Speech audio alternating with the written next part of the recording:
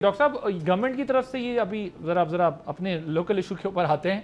Petroleum prices का जो मसला है, ये बड़ा इंटरेस्टिंग है कि अब गवर्नमेंट जो है वो डेली बेसिस के ऊपर इसकी असेसमेंट करेगी। ये कितना फिजिबल लगता है आपको कि इसको डेली बेसिस पर जो है वो मैनेज किया जा सकता है, और इकोनॉमी पे इसके कोई पॉजिटिव या नेगेटिव क्या इम्पैक्ट होगा? देखिए, पहली बात तो यह है कि पिछले 4 महीनों में जो आलू मंडी में उतार चढ़ाव देखा है हमने तेल का, और जो उतार चढ़ाव देखा है पाकिस्तान के अंदर, अब ये पक्की बात हो गई कि वो जो बात की जाती थी कि एक फ्लैट का फॉर्मूला है और पाकिस्तान में जो कीमतें हैं उसके मुताबिक फिक्स की जाती हैं। अब ये आलमी मंडी की कीमतों में और पाकिस्तान में जो कीमतें हैं, इनका कोई ताल्लुक नहीं रहा आपस में। कोई सेट फॉर्मूला नजर नहीं आता।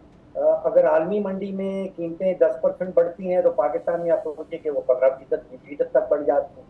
जब आलमी मंडी में 8-10% कीमतें नीचे आती हैं तो पाकिस्तान में 2 या 3% कीमतें नीचे आती हैं। तो एक तो वो वाला जो मामला बार बार क्लेम किया जाता है कि कोई ऐसा एक फॉर्मूला है जिसको वो फ्लैट्स कहते हैं, सिंगापुर का बीन है, उसके मुताबिक हम जा रहे हैं। वो कतन कोई ताल्लुक नहीं है पाकिस्तान की कीमतों में और आलमी मंडी की कीमतों में।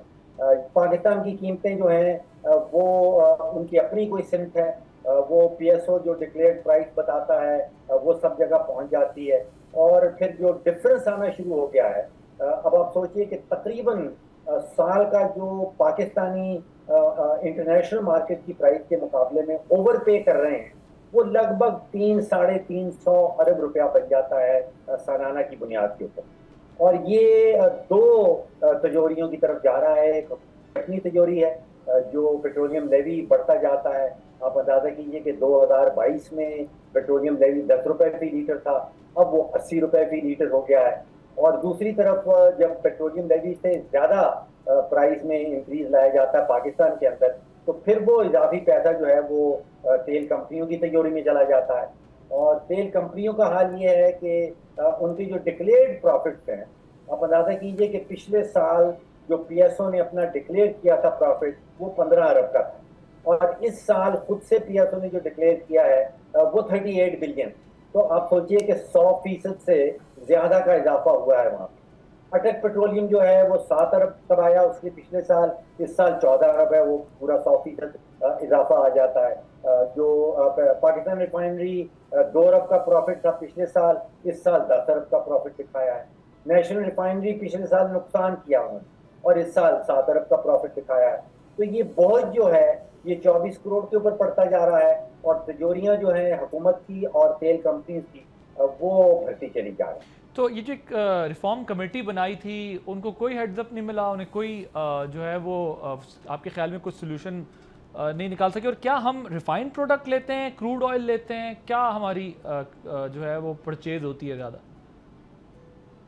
देखिए, जो क्रूड ऑयल है वो तकरीबन 56% जो है वो यूएई से आता है, और 34 या 35% सऊदी अरब से आता है, और बाकी जो छोटी सी अमाउंट है जो दूसरे ममालिक से आती है। रिफाइंड प्रोडक्ट जो है वो यूएई से तकरीबन 52% है। और रिफाइंड प्रोडक्ट में कुवैत एक बड़ा इंपॉर्टेंट रोल प्ले करता है। कुवैत पेट्रोलियम जो है वो 17-18% रिफाइंड प्रोडक्ट वहां से देती है। जो प्राइसिंग का फॉर्मूला है वो एक खास डिस्टिंक्शन नहीं करता क्रूड में और रिफाइंड प्रोडक्ट में। आप कोई सा भी फॉर्मूला उठा लीजिए, चाहे वो रिफाइंड का उठा लीजिए या क्रूड का उठा लीजिए, उसका ताल्लुक जो पाकिस्तान में कीमतें हैं उससे किसी सूरत कोई कनेक्शन नजर नहीं आता। तो डॉक्टर साहब, ये जो पेट्रोलियम मिनिस्टर ने एक प्ली ली थी कि हम जो है रिफाइंड प्रोडक्ट लेते हैं, तो उसकी वजह से हमें जो है वो ये कॉस्ट ज़्यादा पड़ती है, ये क्या है? ज़रा इसको ज़रा समझाएं।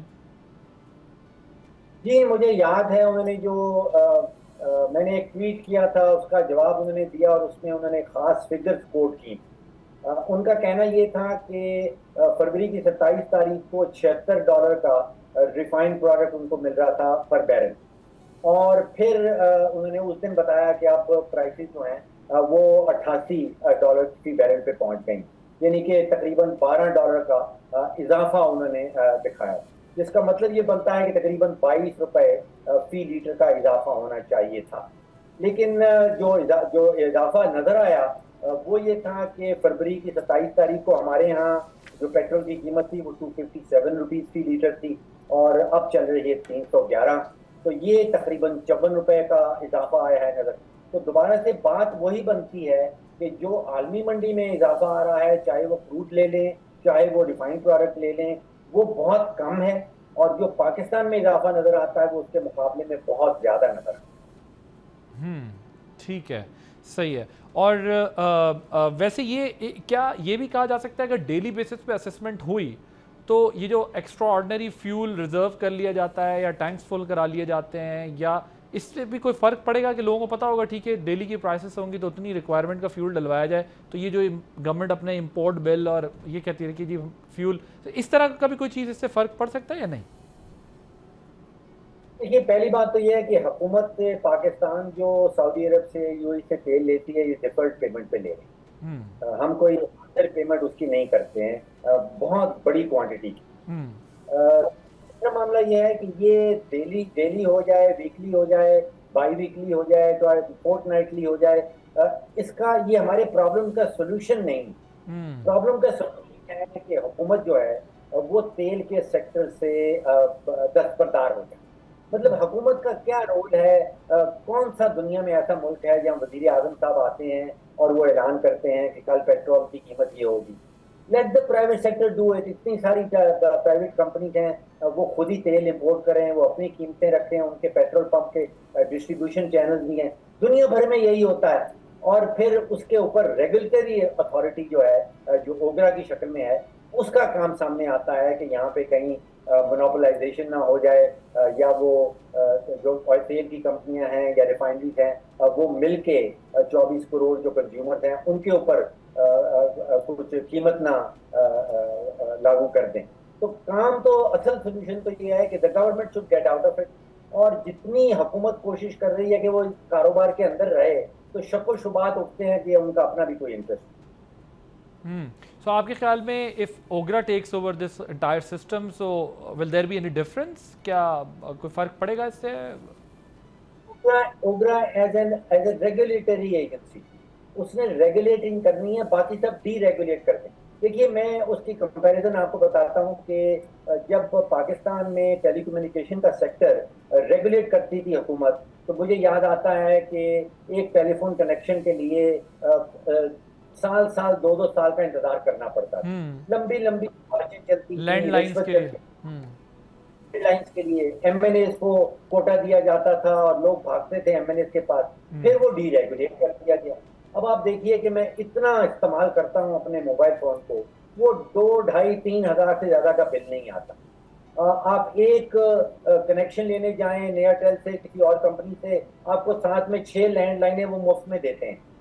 तो डीरेगुलेट कर दें, जो प्राइवेट सेक्टर है डिमांड सप्लाई के ऊपर सब मामला छोड़ दें। हुकूमत का क्या काम है कि वो रोज की बुनियाद के ऊपर या हफ्ते की बुनियाद के ऊपर ये आके डिसाइड करेगी कि तेल की कीमत क्या होगी, आटे की कीमत क्या होगी, चीनी की कीमत क्या होगी? ये छोड़ दें सब पब्लिक। फ्री मार्केट इकोनॉमी फॉर्मूले पे चले जाएं। लेकिन इन्होंने तो अभी वीट का भी सारे एफर्ट्स करने के बावजूद, प्राइवेट कंपनीज को ये कॉन्ट्रैक्ट देने के बावजूद वीट का ये हाल किया कि शॉर्ट भी हो गई है और महंगी भी हो रही है। सो फ्यूल में तो हमारे यहाँ जो पॉलिटिकल एलीट है उसके अपने भी इंटरेस्ट हैं उसके अंदर। पॉलिटिकल इकोनॉमी है, उससे आप डिटैच करवा नहीं सकते क्योंकि जिन्होंने करना है उनके अपने कारोबार बहुत ज़्यादा हैं। सो ये इस वक्त जो है वो सिचुएशन है। सब्सक्राइब करें और बेल दबाएं ताकि कोई खबर रह न जाए।